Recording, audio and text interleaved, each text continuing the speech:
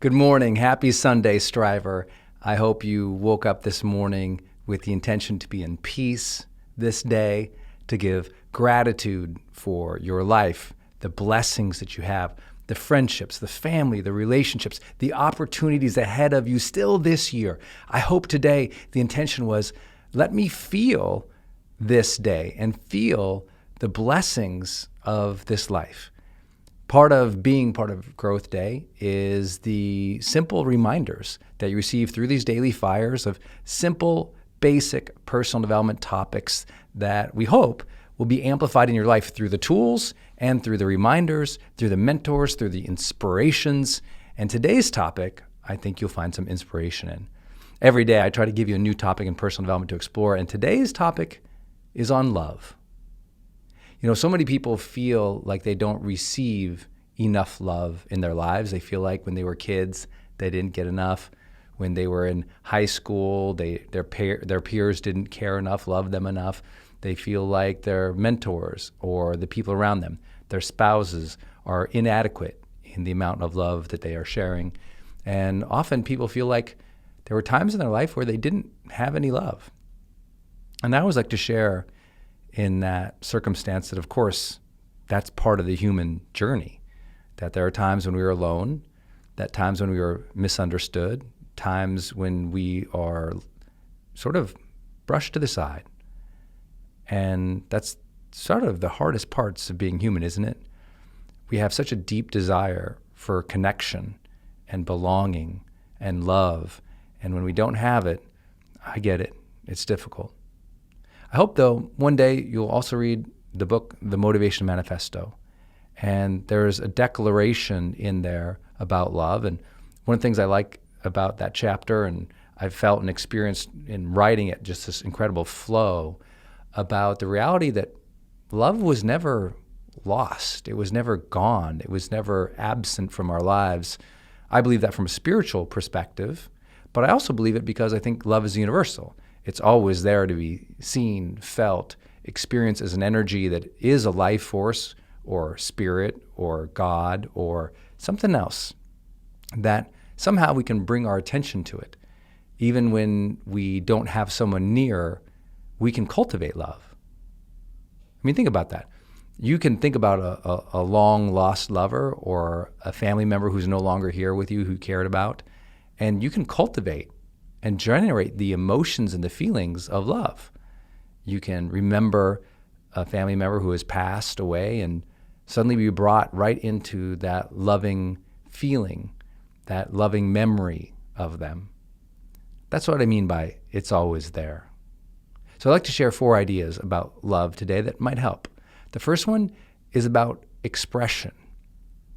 If you want more of that vital and beautiful and soul-deep feeling of love, then at some point you have to express it to others.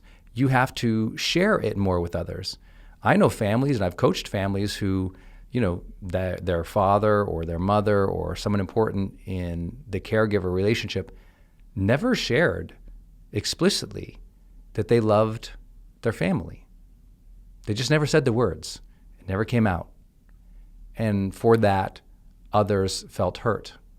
Because of that, others felt they were unloved, even if they showed them, even if they cared for them, even if they were always there for them, even if they played important parts in their lives. Not saying it, not expressing it in the way that others needed to hear made that love feel absent from their lives or insufficient. And I think it's important that if you are in loving relationships with others, family, friends, significant others, however you want to define it as you're listening to this daily fire, please express it. Please express it. Whether that's showing it to them, telling it to them, holding them. But I think what's important is that consistency in that expression.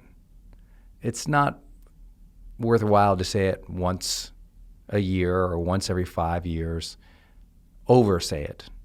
Overstate it. Normalize the conversation of love. Let everyone know. Don't hold back. Don't feel shamed. Don't feel silent. Don't feel like you can't do it. People need to hear it, and it will change their lives. expression. Because you know another part about expression is the more you say something, the more you put something out in the world has a funny way of attracting it, doesn't it?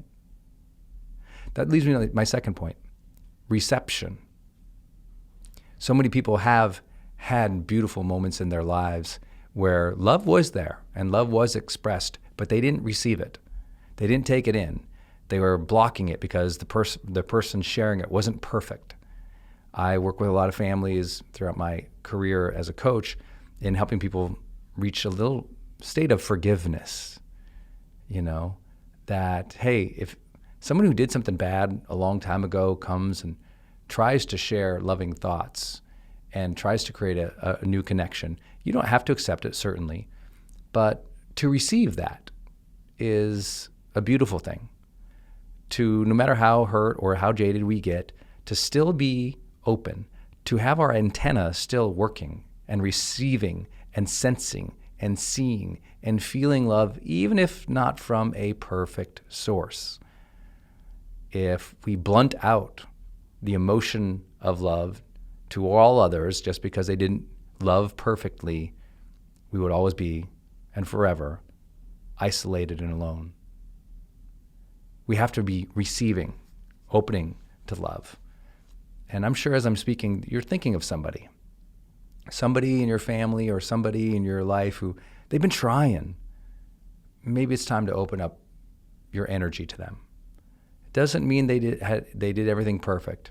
It just means, you know what, holding a grudge or being jaded, that's going to limit your expression, which will limit how much it comes into your life. Third idea here is attention.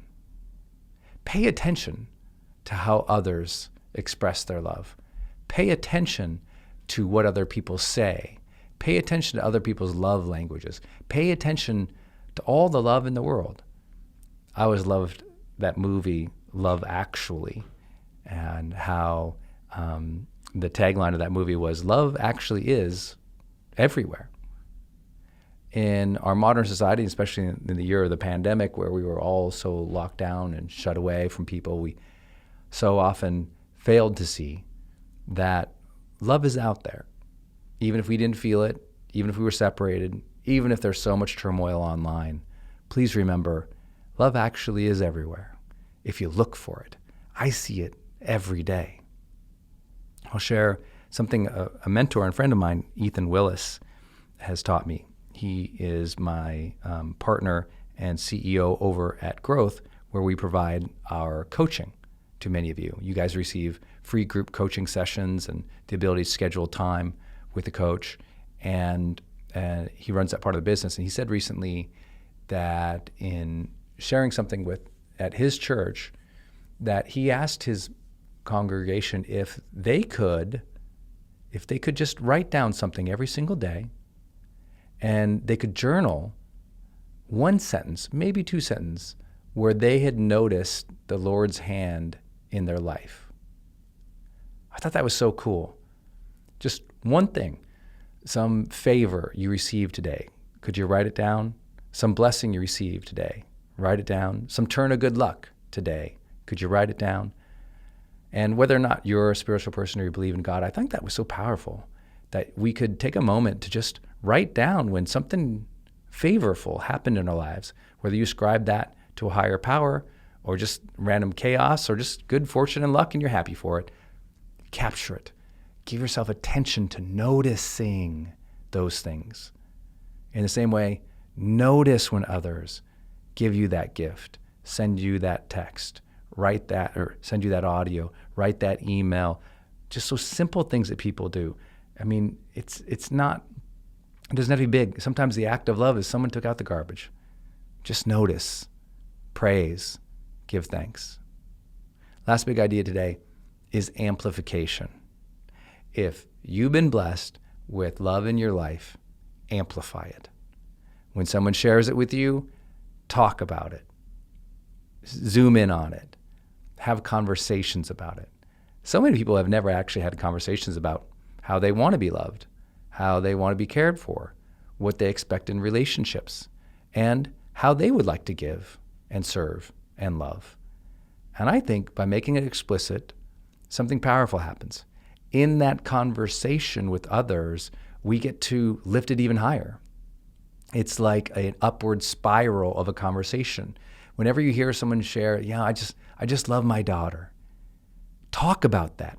Amplify that conversation. Don't just go, oh, that's nice. What are you ordering for lunch here? No. When someone mentions love, extend the conversation. That's what I mean by amplification. If you're around me and you say, oh, I just love this thing. I don't care if you say, I love this, dessert, or you say, I love this person, or I love my dog, or whatever it is. I'm going to stay on that conversation point. And I'm going to drop the word love 10 or 12 more times, ask you to tell me about why you love that person or that thing, and amplify the conversation surrounding love. Do that as a practice. I think you'll notice some magical things happening in your life. Every day we have an opportunity to amplify love around us, and we take it upon ourselves to do that with intention. I promise, life feels differently. It's just a reminder that love, like anything else, is something we can do every single day, because we all know every day is a great day to grow.